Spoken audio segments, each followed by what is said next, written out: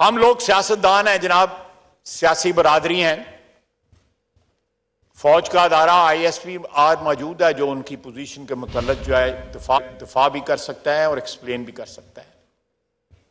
लेकिन बसीयत पाकिस्तानी, बसीयत पार्लियामेंटेरियन बगैर किसी जमात की जो है वाबस्तगी के का रेफरेंस देते हुए या वाबस्तगी का कोई लिहाज रखते हुए हर पार्लियामेंटेरियन का फर्ज है कि वो फौज का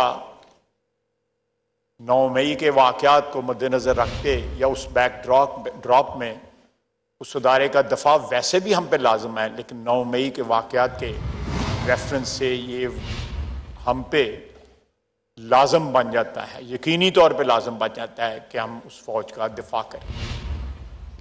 मसलन हमारे एयर बेसिस के ऊपर हिंदुस्तान हमला करता रहा है। यह पहली दफा है कि मियांवाली एयर बेस के ऊपर पाकिस्तानियों ने, जो बजाहिर पाकिस्तानी है, उन्होंने हमला किया है। एक साबिक वजीर आजम के नाम लेवाओं ने हमला किया है। उसने इसका इश्तियाल दिलाया कि आप लोग जो है सिंगुलरली उन्होंने जो है आइडेंटिफाई किया फौजी तंसीबात को।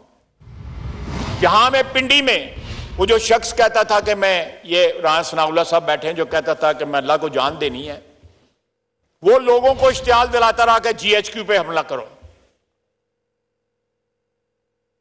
जान नहीं दी उसने। ये बेगुनाह राना सनाउल्लाह यहां बैठा हुआ है, बेगुनाही का एक पूरा सबूत है, लेकिन उसको गैरत नहीं आई। लेकिन जनाब वाला, क्यों सोचने का मुकाम है, 22 करोड़ आवाम का ये सोचने का मुकाम है कि क्यों जो है वो कोर कमांडर के घर को चुना गया लाहौर में, शोहदा की यादगारें चुनी गई। जनाब वाला, जो कौमें मोहसिनों को याद नहीं रखती, उनकी तकरीम नहीं करती, उनकी कुर्बानियों का एहतराम नहीं करती, तारीख उन कौमों को माफ नहीं करती। खुदा न खास्ता मैं ये लफ्ज नहीं इस्तेमाल करना चाहता, वो कौमें मिट जाती हैं जो अपने मोहसिनों की कुर्बानियां याद नहीं रखती। निशाने हैदर जो है हमारे, जिन्होंने अल्टीमेट कुर्बानी दी नहायत बहादुरी के साथ,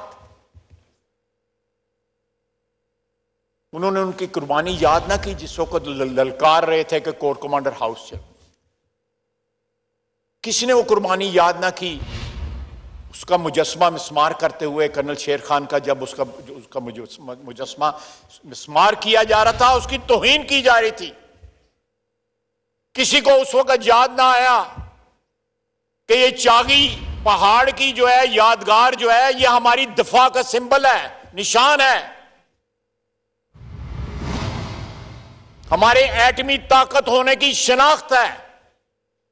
उन्होंने उसको भी जला के रख दिया। एक वाहिद डिटरेंट है जिसकी वजह से इस खित्ते में अभी तक जंग नहीं हुई,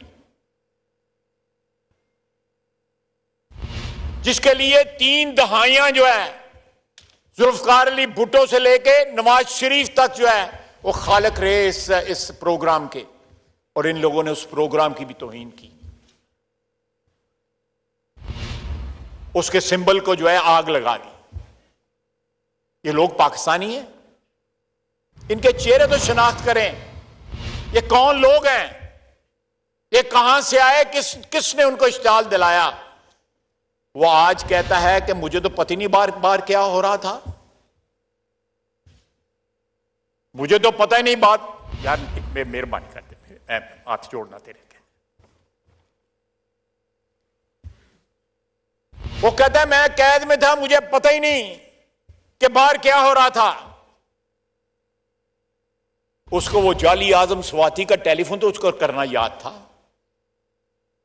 वो तो उसको याद था। उसके पास टेलीफोन की सहूलत थी, वो भी उसको याद था। लेकिन बार लोग जो उसकी इंस्ट्रक्शंस पे तबाही और बर्बादी कर रहे थे, हमारी कौमी शनाख्त को मस्क कर रहे थे, वो उसको याद नहीं। उसके तो कान बंद हो गए।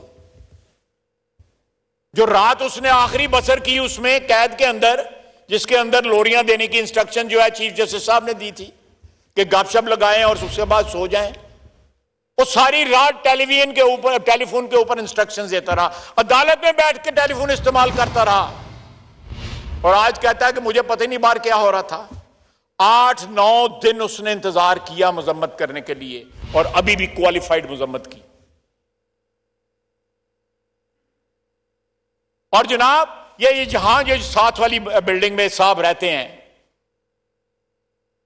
उन्होंने भी 7-8 दिन के बाद मजम्मत की और अपनी ला ताल्लुकी का इजहार किया। मैं उनको याद दिलाना चाहता हूं, ये सामने वाली बिल्डिंग जो है टेलीविजन वाली, इसके ऊपर उन्होंने अटैक किया था और उसका क्रेडिट लिया था इमरान खान से।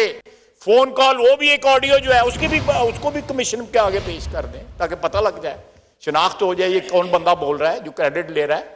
पार्लियामेंट का, ये पार्लियामेंट जिसमें हम इस वक्त खड़े हैं, इस बिल्डिंग का भी अपना एहतराम और तकद्दुस है, इसके ऊपर भी अटैक में वो शामिल थे। प्राइम मिनिस्टर हाउस के गेट में भी शामिल थे, ये साथ वाली बिल्डिंग में जो रहायश पजीर है शख्स। और उसके भी 3 दिन बाद जो है साबिक वजीर आजम को यह ख्याल आया कि मेरे पास कोई चॉइस नहीं रही, मैं थोड़ा बहुत जो है हल्का फुल्का को ढीला सा जो है उसकी मजम्मत कर दूं और साथ मुकर जाऊंगा, मुझे तो पता ही नहीं था। उन्होंने अंदर कैद के अंदर से वीडियो पैगाम दिया और साथ ये धमकी दी कि अगर मैं गिरफ्तार हुआ तो दोबारा इस रद्द अमल के लिए तैयार हो जाए। ये भी रिकॉर्ड की बात है, मैं कोई कंकॉक्ट नहीं कर रहा। फिर कहा जनाब वाला एक शख्स जो है रिपेंटेंट नहीं है, बल्कि वो दोबारा उसी वारदात की धमकी दे रहा है। और उसके बाद जनाब वाला कहते हैं कि ये एजेंसियों के, सबसे पहले ये एजेंसियों के लोग थे। मैं जो एजेंसियों के लोग वहां पे थे जरा उनके नाम ले लेता हूं। 2 तो उनकी बहनें थी, पता करना पेदा किड़ी एजेंसी ने वस काम कर दी। एक उनका भांजा था जिसने वो वर्दी टांगी हुई थी छड़ी के ऊपर। महमूद रशीद साहब थे, चौधरी एजाज साहब थे, यास्मीन राशिद साहिबा थी, शहरयार अफरीदी साहब थे, उस्मान डार साहब थे। अगर ये एजेंसियों के लोग हैं तो ये बहुत बड़ा इंकशाफ है। पहले अपने घर में ये फैसला कर लें कि ये एजेंसियों के लोग हैं या नहीं। इन सब की जो है, मैं कोई फैब्रिकेशन नहीं कर रहा, इन सब की तस्वीरें मौजूद हैं, वीडियो मौजूद हैं, बातें करते हुए, पुकारते हुए, ललकारते हुए इनकी आवाजें जो है मौजूद हैं। ये सब कुछ इक्तदार की हवस में हुआ। एक इंसान जो है वो इक्तदार की हवस में कहां तक जा सकता है, ये कभी सोचा भी नहीं जा सकता था।